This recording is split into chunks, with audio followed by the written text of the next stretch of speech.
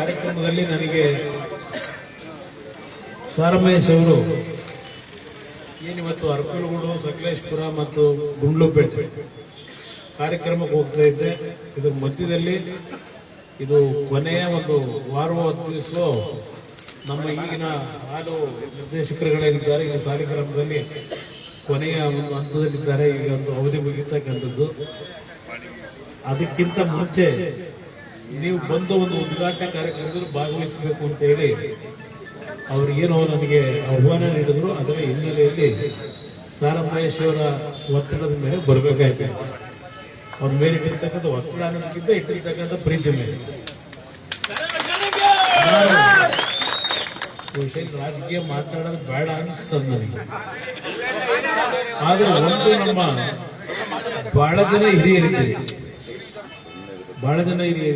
ಇವತ್ತು ಡೈರಿ ಬಗ್ಗೆ ನಾನು ಚರ್ಚೆ ಮಾಡೋದಾದ್ರೆ ಕರ್ನಾಟಕದಲ್ಲಿ ಇವತ್ತು ಗುಜರಾತ್ನಲ್ಲಿರ್ತಕ್ಕಂಥ ಅಮೂಲ್ ಏನಿದೆ ಆ ಸಂಸ್ಥೆಗೆ ಸರಿಸಮನಾಗಿ ಕರ್ನಾಟಕ ರಾಜ್ಯದಲ್ಲಿ ಹಾಲು ಉತ್ಪಾದನೆಯನ್ನ ಮಾಡತಕ್ಕಂಥ ಒಂದು ಗುರಿ ಇವತ್ತು ನಾವೇನು ತಲುಪಿದ್ದೇವೆ ಅಂದ್ರೆ ಅದಕ್ಕೆ ಮೂಲ ಸನ್ಮಾನ್ಯ ದೇವೇಗೌಡರು ಮತ್ತು ರೇವಣ್ಣವರು ಅನ್ನೋದನ್ನ ಈ ಸಂದರ್ಭದಲ್ಲಿ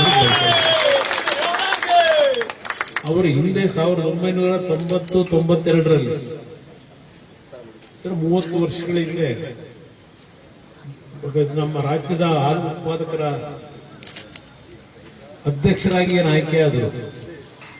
13 ಒಕ್ಕೂಟಗಳು, 13 ಜಿಲ್ಲೆಯಲ್ಲಿ ಇದ್ದಂತ ಹಾಲು ಒಕ್ಕೂಟಗಳು ನಷ್ಟದಲ್ಲಿದ್ದವು. ಎಲ್ಲ ಹಾಲು ಒಕ್ಕೂಟದ ಸಂಸ್ಥೆಗಳು ತುಂಬಾ ನಷ್ಟದಲ್ಲಿದ್ದವು. ಅದು ಎಲ್ಲದಕ್ಕೂ ಆರ್ಥಿಕ ಶಕ್ತಿಯನ್ನು ತುಂಬತಕ್ಕಂಥ ಕೆಲಸದಲ್ಲಿ ರೇವಣ್ಣ ಅವರ ಕೊಡುಗೆ ಅಪಾರ ಇದೆ. ಈಗೆಲ್ಲ ಬರ್ತಾರೆ, ಮಾತನಾಡ್ತಾರೆ. ಆದರೆ ಅವತ್ತಿನ ಅಂತ ಒಂದು ಕೆಟ್ಟ ಪರಿಸ್ಥಿತಿನಲ್ಲಿ ರೇವಣ್ಣ ಅವರು ಕೆಲವು ಕಟ್ಟುನಿಟ್ಟಿನ ನಿರ್ಧಾರ ಮಾಡಿದ್ರಿಂದ, ಜೊತೆಗೆ ದೇವೇಗೌಡರು ಪ್ರಧಾನಮಂತ್ರಿಗಳಿದ್ದಾಗ ವಿಶೇಷವಾದಂತಹ ಅನುದಾನಗಳನ್ನ ನಮ್ಮ ರಾಜ್ಯಕ್ಕೆ ಅವರು ಕೊಡ್ತಕ್ಕಂಥ ನಿರ್ಧಾರ ಮಾಡಿದ್ರಿಂದ ಇವತ್ತು ಗ್ರಾಮೀಣ ಪ್ರದೇಶದಲ್ಲಿ ನಮ್ಮ ತಾಯಂದಿರು, ನಮ್ಮ ರೈತ ಬಂಧುಗಳು ಒಂದು 2 ಹಸು ಸಾಕಿ ಕುಟುಂಬದಲ್ಲಿ ಒಂದು ಆರ್ಥಿಕವಾಗಿ ಒಂದು ಗೌರವಯುತವಾದಂತಹ ಬದುಕನ್ನ ಕಾಡ್ಲಿಕ್ಕೆ ಸಾಧ್ಯ ಆಗಿದೆ. ಇವತ್ತು ಭೂಮಿನಲ್ಲಿ ಬೆಳೆಯತಕ್ಕಂಥ ಬೆಳೆಯನ್ನು ನಂಬಿ ನಾವು ಬದುಕಲಿಕ್ಕೆ ಸಾಧ್ಯ ಆಗದೆ ಇರತಕ್ಕಂಥ ಪರಿಸ್ಥಿತಿಗಳು ನೋಡ್ತಾ ಇದ್ದೇವೆ. MSP ದರ ಅಂತಕ್ಕಂಥದ್ದು ನಾವು ಸರ್ಕಾರದಲ್ಲಿ ನಿಗದಿ ಮಾಡ್ತೀವಿ. ಅದರ ಖರೀದಿ ಕೇಂದ್ರಗಳನ್ನ ಸೂಕ್ತವಾದ ಸಂದರ್ಭದಲ್ಲಿ ಪ್ರಾರಂಭ ಮಾಡದೆ ಮಧ್ಯವರ್ತಿಗಳು, ಅದರಲ್ಲೂ ರೈತರಿಗೆ ಅನ್ಯಾಯ ಮಾಡತಕ್ಕಂಥದ್ದು ನಾನು ಹಲವಾರು ವಿಷಯಗಳನ್ನು ಗಮನಿಸಿದ್ದೇನೆ. ಇವತ್ತಿನ ಈ ಒಂದು ಕಾರ್ಯಕ್ರಮದಲ್ಲಿ ಇವತ್ತು ರಾಜ್ಯದಲ್ಲಿ ಯಾವ ರೀತಿ ನಡೀತಾ ಇದೆ ಪರಿಸ್ಥಿತಿಗಳು ನೋಡ್ತಾ ಇದ್ದೀವಿ. ಒಂದ್ ಕಡೆ ನಿರುದ್ಯೋಗದ ಸಮಸ್ಯೆಗಳು, ಯುವಕರಿಗೆ ಉದ್ಯೋಗ ಇಲ್ಲ. ಸರ್ಕಾರ ಯುವನಿಧಿ ಕಾರ್ಯಕ್ರಮ ಕೊಡ್ತಿದೀವಿ ಅಂತಾರೆ. ಅದು ಯಾರಿಗೆ ಕೊಟ್ಟಿದ್ದಾರೋ ದುಡ್ಡನ್ನ ಗೊತ್ತಿಲ್ಲ. ಎಷ್ಟು ಜನಕ್ಕೆ ಕೊಟ್ಟಿದ್ದಾರೋ ಅಂತಕ್ಕಂಥ ಮಾಹಿತಿಗಳು ಇಲ್ಲ. ಈಗಾಗಲೇ ನೋಡಿದೀವಿ, ಧಾರವಾಡದಲ್ಲಿ ಕಳೆದ 2-3 ದಿನದಲ್ಲಿ ಸಾವಿರಾರು ಯುವಕರು ವಿಧಾನಸೌಧಕ್ಕೆ ಮುಖ್ಯ ಆಗ್ತಕ್ಕಂಥ ಕೆಲಸ ಮಾಡ್ತೀವಿ ಅಂತ ಹೇಳಿದ್ದಾರೆ. ಸರ್ಕಾರದಲ್ಲಿ ಸುಮಾರು 2.5 ಲಕ್ಷ ಉದ್ಯೋಗ ಖಾಲಿ ಇಟ್ಕೊಂಡಿದ್ದಾರೆ. ನಮ್ಮ ಶಿಕ್ಷಣ ಇಲಾಖೆ ಒಂದರಲ್ಲೇ ಸುಮಾರು 76,000 ಉದ್ಯೋಗ ಖಾಲಿ ಇದೆ. ಟೀಚರ್ಗಳನ್ನು ಆಯ್ಕೆ ಮಾಡಬೇಕಾಗಿದೆ.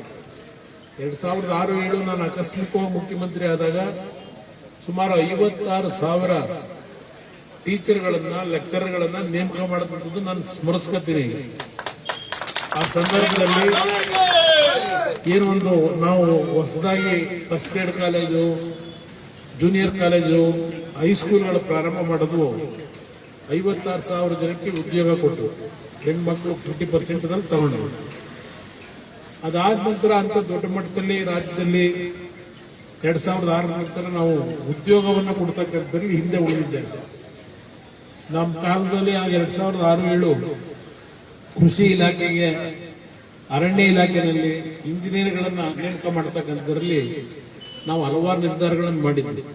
ಇವತ್ತು ಕಂಪ್ಯೂಟರ್ ಇಂಜಿನಿಯರ್ಗಳು, ಮೆಕ್ಯಾನಿಕಲ್ ಇಂಜಿನಿಯರ್ಗಳು, ಸಿವಿಲ್ ಇಂಜಿನಿಯರ್ಸ್ ಸಾಲ ಮಾಡಿ ಓದಿಸಿರ್ತೀವಿ ಹಳ್ಳಿ ಮಕ್ಕಳು. ಇವತ್ತು ಉದ್ಯೋಗ ಇಲ್ಲದೆ ಅಲಿತಾ ಇರ್ತಕ್ಕಂಥದ್ದನ್ನು ನಾನು ಸ್ವತಃ ನೋಡ್ತಾ ಇದ್ದೆ. ನನ್ನ ಹತ್ರನೇ ಒಂದು 3-4 ಸಾವಿರ BE ಕಂಪ್ಯೂಟರ್ ಮಾಡಿರ್ತಕ್ಕಂಥ ಕುಟುಂಬದ ಮಕ್ಕಳು ನನಗೆ ಅರ್ಜಿ ಕೊಟ್ಟಿರ್ತಕ್ಕಂಥದ್ದು. ನಾನೇನು ಪ್ರತಿನಿತ್ಯ ಈ ಉದ್ಯೋಗದ ವಿಷಯದಲ್ಲಿ ತಲೆ ಕೆಡಿಸಿಕೊಂಡು ಕೆಲಸ ಮಾಡಬೇಕಾಗಿದೆ. ಇವತ್ತು ಇಂಥ ಒಂದು ಪರಿಸ್ಥಿತಿಗಳು, ಆದರೆ ಸರ್ಕಾರದಲ್ಲಿ ಯಾವ ಒಂದು ವಿಷಯಗಳಿಗೆ ಆದ್ಯತೆ ಕೊಡಬೇಕು ಅಂತಕ್ಕಂಥದ್ದು ನಾವು ಕಾಣ್ತಾ ಇದ್ದೀವಿ.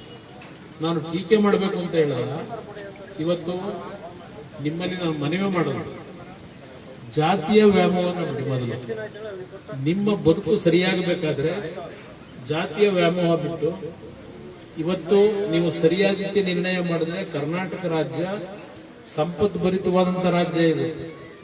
ನೀವೇನು ಪ್ರತಿ ದಿನ ಮನೆಗೆ ಖರೀದಿ ಮಾಡತಕ್ಕಂಥ ವಸ್ತುಗಳ ಮೇಲೆ ಟ್ಯಾಕ್ಸ್ ಕಟ್ತೀರಿ, ತೆರಿಗೆನ.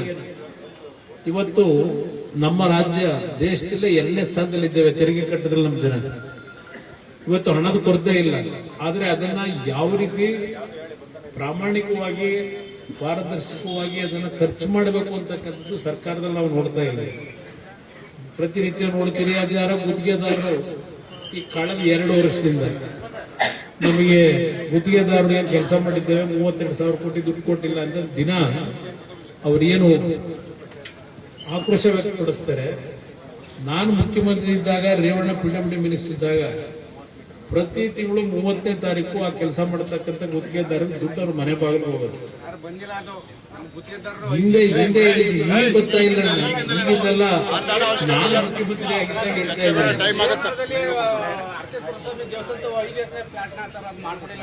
ಭೂಸ್ವಾಧೀನ ಅಲ್ಲಿ ಲೋಕಲ್ ಮಾಡ್ಬೇಕಾದ್ರೆ. ಅದರಿಂದ ಇವತ್ತು ಎಲ್ಲಾ ವಿಷಯದಲ್ಲೂ ಒಂದು ರೀತಿ ಸರ್ಕಾರ ಜನಗಳಿಗೆ ಗೌರವಯುತವಾಗಿ ಅವರ ಭಾವನೆಗಳಿಗೆ ಸ್ಪಂದಿಸ್ತಾ ಇಲ್ಲ. ನಾನು ಯಾರನ್ನೂ ಟೀಕೆ ಮಾಡ್ಲಿಕ್ಕೆ ಹೋಗಲ್ಲ, ಆದರೆ ನಾನು ನಿಮ್ಮಲ್ಲಿ ಮನವಿ ಮಾಡೋದು, ನಿಮ್ಮ ಬದುಕು ಸರಿಯಾಗಬೇಕಾದ್ರೆ ಹಳ್ಳಿಗಳಲ್ಲಿ ಇರ್ತಕ್ಕಂಥ ಸಮಸ್ಯೆಗಳಿಗೆ ಪರಿಹಾರ ದೊರಕಬೇಕಾದ್ರೆ ಸಾರಾಮಹೇಶ್ ಅಂತ ವ್ಯಕ್ತಿನ ನೀವು ಸೋಲಿಸಿದ್ರೆ ಸಾಲಿಗ್ರಾಮದಲ್ಲಿ, ಸಾಲಿಗ್ರಾಮ ಕೇರನಗರದಲ್ಲಿ ಎಲ್ಲಾದ್ರೂ ಉಂಟಾ ಯೋಚನೆ ಮಾಡಿದ್ದೀವಿ. ನಾನು ಎಲ್ಲಾ ಸಮಾಜದವ್ರಿಗೆ ಹೇಳ್ತೀನಿ, ನನ್ನ ಜಾತಿ ಇಲ್ಲ, ನನಗೆ ನನ್ನ ಒಕ್ಕಲಿಗರು ನೀವು ಬೆಳೆಸಿರಬಹುದು, ದೇವರನ್ನು ಬೆಳೆಸಿರಬಹುದು, ಆದರೆ ನಾವು ಎಂದೂ ಸಹ ಜಾತಿಯ ಹೆಸರಿನಲ್ಲಿ ಯಾವುದೇ ಸಣ್ಣ ಪುಟ್ಟ ಜಾತಿಗಳಿಗೂ ಅನ್ಯಾಯ ಮಾಡಿಲ್ಲ, ಎಲ್ಲರನ್ನೂ ಗೌರವಿಸಬೇಕು ಕಂಡಿದ್ದೀವಿ. ಅದರಿಂದ ನಾನು ನಿಮ್ಗೆ ಹೇಳ್ತಕ್ಕಂಥದ್ದು, ಇವತ್ತು ನಮಗೆ ಬೇಕಾಗಿರತಕ್ಕಂಥದ್ದು ಇಲ್ಲಿ ನಮ್ಮ ದಲಿತ ಸಮಾಜದ ಅಶ್ವಿನ್ ಟಿ ನರಸೀಪುರದಲ್ಲಿ ಶಾಸಕರಾಗಿದ್ದರು, ಸಲ ಸೋಲಿಸಿದ್ರು. ಇಂಥ ವ್ಯಕ್ತಿಗಳನ್ನ ಬಿಟ್ಟು ನೀವು ದಿನ ಪ್ರತಿನಿತ್ಯ ದುಡ್ಡುಡಿಯರನ್ನ ನೀವು ಮಂತ್ರಿ MLAಗಳು ಮಾಡ್ಕೊಂಡ್ರೆ ಎಲ್ಲಿಂದ ನಿಮ್ಗೆ ಕಷ್ಟ ಸುಖ ಬರ್ತಾರೆ? ಕೈ ಜೋಡಿಸಿ ಮನವಿ ಮಾಡ್ತೇನೆ. ನಾನು ಮುಖ್ಯಮಂತ್ರಿ ಆಗೋ ಮುಖ್ಯ ಎಲ್ಲ ಇಲ್ಲಿ ಬಾಬಾ ಕೂಗ್ರಿ, ಹೋದ ಕಡೆ ಎಲ್ಲ ಕೂಗ್ತಾರೆ. ಗುಂಡ್ಲಪೇಟೆ ಹೋದೆ, ಅಲ್ಲಿ ನಮ್ಮ ಒಕ್ಕಲಿಗರಿಲ್ಲ, ಅಲ್ಲೂ ಬೆಳಗ್ಗೆ 9 ಗಂಟೆಗೆ ಜನ ಸೇರಿದ್ರು, ಅಲ್ಲೂ ಕೂಗ್ತಾರೆ. ಆದ್ರೆ ಓಟ್ ಹಾಕ್ಬೇಕಾದ್ರೆ ಕುಮಾರಸ್ವಾಮಿ ಮರ್ತೆ ಬಿಡ್ತಾರೆ. ಇದು ಬಂದಿರೋ ಸಮಸ್ಯೆ.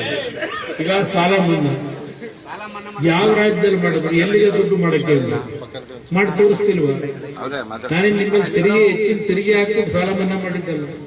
ನೀವು ಪ್ರತಿನಿತ್ಯ ಕಟ್ತಕ್ಕಂಥ ನಿಮ್ ದುಡ್ಡು ಸರ್ಕಾರದ ಖಜಾನೆ, ಅದರಲ್ಲೇ ಹೊಂದಾಣಿಕೆ ಮಾಡಿ ನೀವು ಸಾಲ ತೀರಿಸ್ಕೊಟ್ರೆ. ಅದರಿಂದ ಇದೆಲ್ಲ ಯೋಚನೆ ಮಾಡಿ. ನಮಗೆ ಸಿಕ್ಕಂತ ಅಲ್ಪಾವಧಿನಲ್ಲಿ ರೈತರ ಪರವಾಗಿ, ದೀನ್ ದಲಿತರ ಪರವಾಗಿ ನಾವೇನ್ ಕೆಲಸ ಮಾಡಿದ್ದೇವೆ ಬಡವರ ಬಗ್ಗೆ, ಮುಂದಿನ ದಿನಗಳಲ್ಲಿ ನೀವು ಒಂದು ಒಳ್ಳೆ ಸರ್ಕಾರ ತರತಕ್ಕಂಥದ್ದು ತೀರ್ಮಾನ ಮಾಡಿ. ನಾನು ಇರ್ತಕ್ಕಂಥ ಬೇರೆ ಸಮಾಜದ ನನ್ನ ಬಂಧುಗಳಿಗೂ ಹೇಳ್ತೀನಿ, ನಮ್ಮನ್ನ ಜಾತಿ ಮೇಲೆ ನೋಡಬೇಡಿ, ಒಳ್ಳೆ ಕೆಲಸ ಮಾಡಿದ್ದಾರ ತೀರ್ಮಾನ ತಗೊಳ್ಳಿ.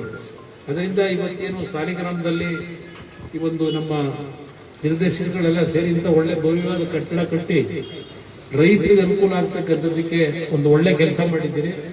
ನಮ್ಮ ಹಿರೇಗೌಡರು ಸಹ ಈ ಕಾರ್ಯಕ್ರಮದಲ್ಲಿ ಅಧ್ಯಕ್ಷರು ಭಾಗವಹಿಸಿದ್ದಾರೆ. ನೀವೆಲ್ಲ ಮುಂದೆ ಕೂತ್ಕೊಂಡು ಯಾವ ರೀತಿಯಲ್ಲಿ ಈ ಒಂದು ಜಿಲ್ಲೆಯ ಅಭಿವೃದ್ಧಿಗೆ ಇವತ್ತು ಸಹ ಬಗೆಹರಿಸಿದ್ದು. ಹೋದ ಬಾರಿ ಸಮಸ್ಯೆ ಆದಾಗ ನಾನೇ ನಮ್ಮ ಪಿಯೂಷ್ ಗೋಯಲ್ ಅವರು ಕೇಂದ್ರದ ಮಂತ್ರಿಗಳನ್ನ ನಿಮ್ಮನ್ನು ಕರ್ಕೊಂಡು ಒಂದು ವಿನಿಯೋಗನ ಕರೆಸ್ಕೊಂಡಿದ್ದೆ. ನಾನು ಅವತ್ತಿನ ಸಮಸ್ಯೆಗಳ ಬಗೆಹರಿಸಿಕೊಟ್ಟಿದ್ದೆ. ಈಗಲೂ ಸಹ ಖರೀದಿ ಮಾಡೋದನ್ನ ನಿಲ್ಲಿಸ್ಬಿಟ್ಟಿದ್ವಿ. ನಾನು ಪುನಃ ಮತ್ತೆ ಮಾತನಾಡಿ ಈ ಸಮಸ್ಯೆಗಳನ್ನು ಬಗೆಹರಿಸಿದೆ. ಅದರ ಇವತ್ತು ರೇಟು 270-260 ರೂಪಾಯಿ ಇಳಿದಿದೆ ಅಂತಕ್ಕಂಥದ್ದು ಏನಿದೆ, 320-340 ಇದ್ದಿದ್ದು ಅದನ್ನ ಸರಿಪಡಿಸ್ಕೊಡಿ, ರೇಟಿಂದ ನಮಗೆ ತೊಂದರೆ ಇವತ್ತು ಕಡಿಮೆ ಆಗಿರ್ತಕ್ಕಂಥದ್ದು ರೈತರಿಗೆ ಅನಾನುಕೂಲ ಆಗಿದೆ ಅಂತಕ್ಕಂಥದ್ದು ಹೇಳಿದ್ರಿ. ಪಿಯೂಷ್ ಗೋಯಲ್ ಅವರು ಕೇಂದ್ರದ ಕಾಮರ್ಸ್ ಮಿನಿಸ್ಟರ್ ಏನಿದ್ದಾರೆ, ಇವತ್ತು ವಿಶ್ವದಲ್ಲಿ ಈ ಒಂದು ಅಮೆರಿಕ ದೇಶದಲ್ಲಿ ತಾರೀಫನ್ನ ನಿಗದಿ ಮಾಡತಕ್ಕಂಥ ನಿಟ್ಟಿನಲ್ಲಿ ಸ್ವಲ್ಪ ಗೊಂದಲಗಳೇನಿದೆ. ಇವತ್ತು ದೇಶದಲ್ಲಿ ಬೇರೆ ಬೇರೆ ದೇಶದ ಜೊತೆ ಸಂಬಂಧಗಳನ್ನು ಬೆಳೆಸ್ತಕ್ಕಂಥದ್ರಲ್ಲಿ ನಮ್ಮ ಒಂದು ಉತ್ಪಾದನೆ ಆಗ್ತಕ್ಕಂಥ ನಮ್ಮ ದೇಶದ ಉತ್ಪಾದನೆಯನ್ನ ಬೇರೆ ದೇಶಗಳಿಗೆ ಮಾರಾಟ ಮಾಡತಕ್ಕಂಥ ನಿಟ್ಟಿನಲ್ಲಿ ಏನು ಹಲವಾರು ರೀತಿಯ ಒಪ್ಪಂದಗಳಾಗ್ತಾ ಇದೆ. ಅದರಲ್ಲಿ ಪಿಯೂಷ್ ಗೋಯಲ್ ಅವರು ಸ್ವಲ್ಪ ಬ್ಯುಸಿ ಇರೋದ್ರಿಂದ ನಾನು ಕಳೆದ 8 ದಿವಸಗಳಿಂದ ಅವ್ರನ್ನ ಭೇಟಿ ಮಾಡಕ್ಕೆ ಪ್ರಯತ್ನ ಪಟ್ಟಿದ್ದೆ.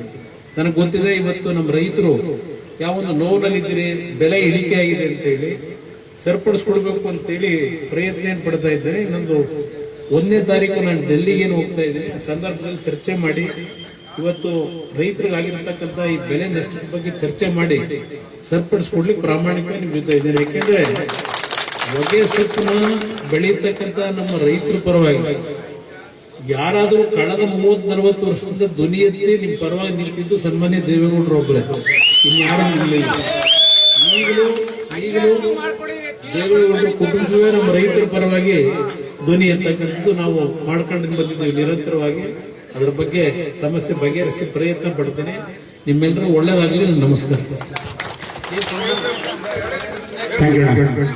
ಡಾಕ್ಟರ್ ವರ್ಗೀಸ್ ಕುರಿಯನ್ ಅವರಿಗೆ ಪುಷ್ಪಾರ್ಚನೆ ಕೇಳ್ಕೊತಾ ಇದ್ದಾರೆ. ದಯವಿಟ್ಟು ಸೈಡ್ ಬಿಡಿ ಸರ್, ದಯವಿಟ್ಟು.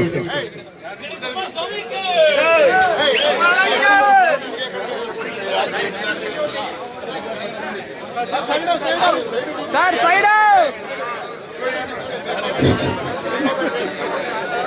ಈ ದಿನ ಈ ಕಾರ್ಯಕ್ರಮದ ಕೇಂದ್ರ ಬಿಂದುವಾಗಿರ್ತಕ್ಕಂಥ